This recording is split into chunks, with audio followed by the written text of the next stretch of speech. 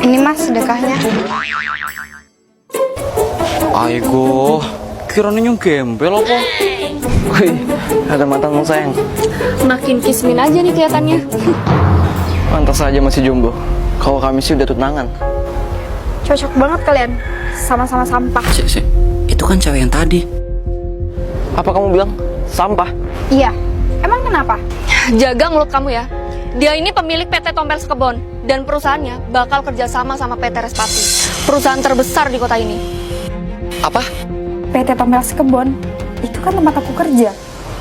Bentar, kamu kan karyawan magang di perusahaan aku. Mulai besok, kamu gak usah datang lagi ke kantor aku. Kamu dipecat.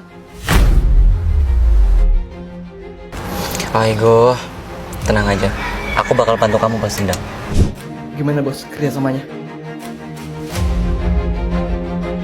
Ngapain kamu di sini? Dia